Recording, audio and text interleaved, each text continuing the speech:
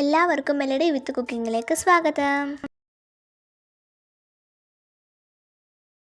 Video കാണുന്നതിന് മുമ്പായിട്ട് ആരെങ്കിലും സബ്സ്ക്രൈബ് ചെയ്യാതെ കാണുന്നുണ്ടെങ്കിൽ പ്ലീസ് ഒന്ന് സബ്സ്ക്രൈബ് ചെയ്യണേ. പിന്നെ ആ ബെൽ ബട്ടണും കൂടി ഒന്ന് ക്ലിക്ക് ചെയ്യണേ.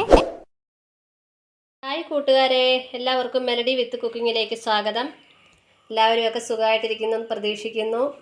അപ്പോൾ ഇന്നും ഞാനൊരു ചെറിയ വീഡിയോ ആയിട്ടാണ് വന്നിരിക്കുന്നത്. നമ്മുടെ വീഡിയോ ഒക്കെ ഗ്യാപ്പിട്ടാണ് വരുന്നത്.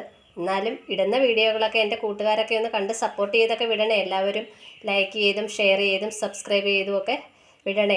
ഇന്നൊരു വളരെ ചെറിയൊരു വീഡിയോ ആയിട്ടാണ് വന്നേക്കുന്നത്. ഇന്ന് നമ്മുടെ കോഴിക്കുഞ്ഞുങ്ങൾക്കും കോഴിയമ്മമാർക്കും ഒക്കെ ഒരു മീൻതല ബിരിയാണി ഉണ്ടാക്കാമെന്ന് വിചാരിച്ചു. ഞാൻ ഒരിടയ്ക്ക് ഉണ്ടാക്കി കൊടുത്തിട്ടുണ്ടായിരുന്നു. അപ്പോൾ ഇന്ന് അതൊരു ചെറിയ വീഡിയോ ആക്കി കാണിക്കാമെന്ന് വിചാരിച്ചു. അപ്പോൾ ഇന്നിവിടെ കുറച്ച് കൊച്ചുമത്തി മേടിച്ചിട്ടുണ്ടായിരുന്നു. അതിൻ്റെ തല ഇതുപോലെ വെട്ടിക്കഴിഞ്ഞിട്ട് നന്നായിട്ടൊന്ന് കഴുകി കുഞ്ഞുങ്ങൾക്കും കൂടെ കഴിക്കാൻ പാകത്തിന് അതിനെ ഒന്ന് ചെറുതാക്കിയൊക്കെ ഒന്ന് മുറിച്ചെടുത്തിട്ടുണ്ട്. അപ്പോൾ ഒരുപാട് കുടലൊന്നും നമ്മൾ ഇതിൽ ചേർത്തിട്ടില്ല. അതൊക്കെ കളഞ്ഞിട്ട് തലയും തലയുടെ അകത്തുള്ള ആ ഒരു സാധനങ്ങളൊക്കെ മാത്രമേ എടുത്തിട്ടുള്ളൂ. ഇതിനു വേണ്ടി നമുക്ക് അരിയായിട്ട് പച്ചരിയാണ് എടുത്തേക്കുന്നത്. ഒരു 1.25 ഗ്ലാസ്സോളം പച്ചരി ഇതുണ്ട്. അതുപോലെ 1 സ്പൂൺ നിറച്ച് മഞ്ഞൾപ്പൊടി, ഉപ്പ്. ബിരിയാണി ആകുമ്പോൾ ഒരു കളറൊക്കെ വേണ്ടേ, ഒരു ടേസ്റ്റും വേണം. അതിന് വേണ്ടി ഒരു അല്പം ഉപ്പും ഒക്കെ ചേർത്തിട്ടുണ്ട്. നമുക്ക് ഇത് രണ്ടും കൂടെ മിക്സ് ചെയ്ത് ആവശ്യത്തിന് വെള്ളം ഒഴിച്ച് അടച്ച് വെച്ചൊന്ന് വേവിച്ചെടുക്കണം. അപ്പോൾ ഒരു പ്രത്യേക ഫ്ലേവറോട് കൂടിയുള്ളൊരു ബിരിയാണി. അവർക്കിത് വളരെ ഇഷ്ടമാണ്. കഴിഞ്ഞിടയ്ക്ക് ഞാൻ പൊടിമീൻ്റെ തല കൊണ്ട് ഇതുപോലെ ഉണ്ടാക്കി കൊടുത്തപ്പോൾ കുഞ്ഞുങ്ങളും നന്നായിട്ട് കഴിച്ചിട്ടുണ്ടായിരുന്നു. അപ്പോൾ കോഴിയമ്മയ്ക്കൊക്കെ മുട്ടയിടാനും മുട്ട ഉൽപ്പാദനം കൂട്ടാനും അതുപോലെ തന്നെ കുഞ്ഞുങ്ങൾക്ക് പെട്ടെന്ന് വളർച്ചയൊക്കെ ഉണ്ടാകാനും നല്ലതാണ്. അപ്പോൾ ഇനി നമുക്ക് ഇത് കൂട്ടി യോജിപ്പിച്ച് പെട്ടെന്ന് വേവിക്കാം. അവർക്ക് കൊടുക്കുന്ന വീഡിയോയൊക്കെ ഒന്ന് കാണാം. അങ്ങനെ നമ്മുടെ ബിരിയാണി ചെമ്പ് അങ്ങനെ അടുപ്പിലേക്ക് കയറ്റിയിട്ടുണ്ട്. സ്റ്റൗവൊക്കെ ഓൺ ചെയ്തിട്ടുണ്ട്. ഇതാ നിറച്ച് വെള്ളമൊക്കെ ഒഴിച്ചിട്ട്, നിറച്ചല്ല, ആ പാത്രത്തിൻ്റെ ഒരു 3/4 ഭാഗത്തോളം ഒഴിച്ചിട്ടുണ്ട്. കാര്യം അരിയൊക്കെ ഒന്ന് വെന്തൊക്കെ വരണമല്ലോ, വെന്തൊന്ന് വറ്റി വരണം, ആ പരുവത്തിനാകണം.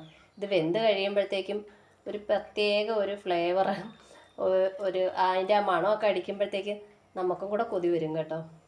കോഴികൾ വലിയ ഇഷ്ടത്തോടെയാണ് ഇത് കഴിക്കുന്നത്. അപ്പോൾ ഇനി ഇത് വെന്തൊക്കെ വരട്ടെ, എന്നിട്ട് നമുക്ക് കാണാം.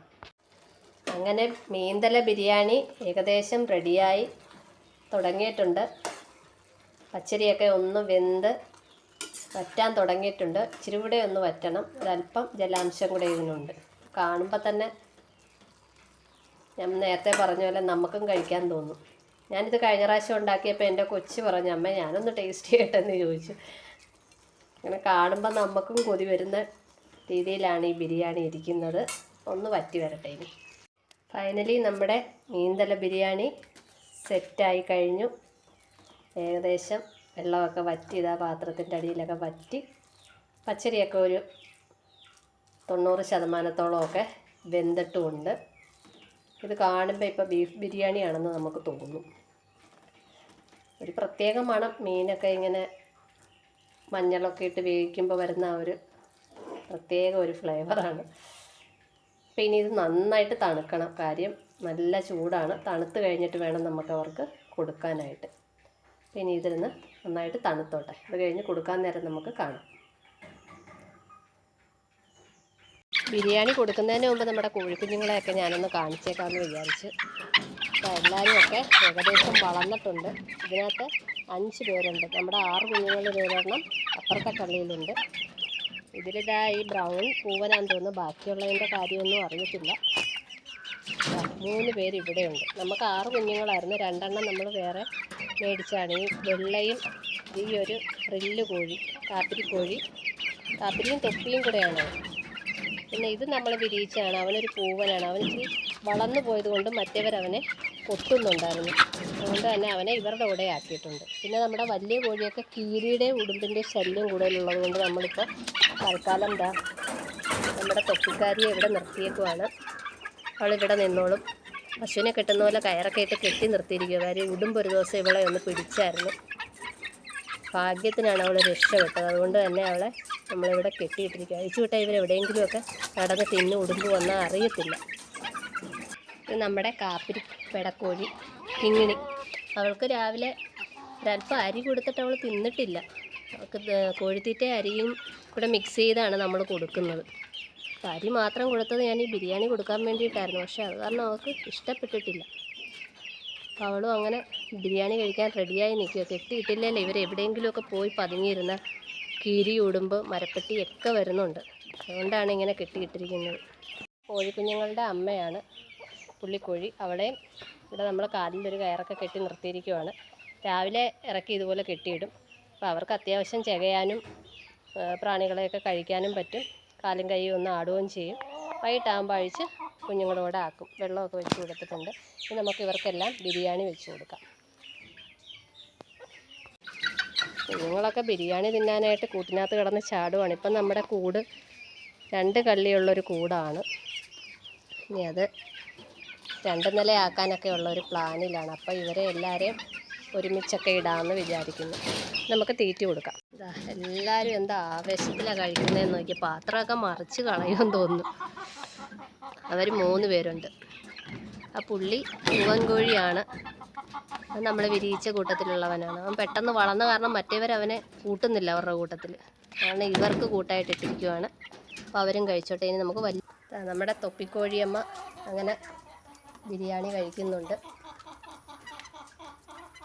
ഇനി മറ്റവർക്കൂടെ കൊടുക്കാം. അവർ കൊതി പിടിച്ച് നിൽക്കുവാണ്. നമ്മുടെ കാപ്പിരി പിടയ്ക്ക് കൂടെ കൊടുത്തിട്ടുണ്ട്. കിങ്ങിണിക്കോഴി എന്നാണ് അവിടെ പേര്.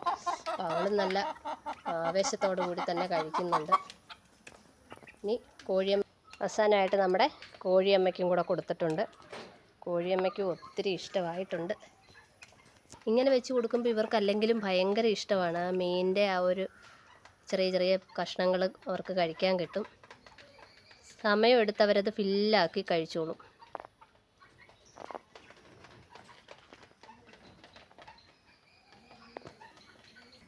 ഇത് നമ്മുടെ ചിക്കുക്കോഴിയാണ്. ഇവളെയാണ് ഉടുമ്പ് പിടിച്ചത്. എങ്ങനെ രക്ഷപ്പെട്ടെന്ന് പോലും നമുക്കറിയാൻ വയ്യ. ഒരുപാട് തൂവലൊക്കെ പോയിട്ടുണ്ടായിരുന്നു. അതിന് ശേഷമാണ് നമ്മളിവരെ ഇതുപോലെ കെട്ടിയിടുന്നത്. അഴിച്ചു വിടുമ്പോൾ ഇവർ വീടിന് പുറകോട്ടൊക്കെ പോയി എവിടെയെങ്കിലുമൊക്കെ നിൽക്കുമ്പോൾ ഉടുമ്പ് പതുങ്ങി ചെന്ന് പിടിക്കും. അങ്ങനെ ഉടുമ്പിൻ്റെ കയ്യിൽ നിന്ന് അത്ഭുതകരമായിട്ട് രക്ഷപ്പെട്ട തൊപ്പിക്കോഴിയാണ്. ഇപ്പം ഈയിടെയായിട്ട് മരപ്പെട്ടിയും വരുന്നുണ്ട് ഇവിടെ. അതുകൊണ്ട് തന്നെ നമുക്ക് ഇപ്പം പേടിയുണ്ട്. ഇനി കൂടൊന്ന് ഇപ്പം 2 കള്ളിയാണുള്ളത്. അത് 2 കള്ളി കൂടെ ആക്കിയിട്ട് ഇവരെ എല്ലാം സെറ്റ് ചെയ്യണം. ഇതാ കുഞ്ഞുങ്ങളൊക്കെ അങ്ങനെ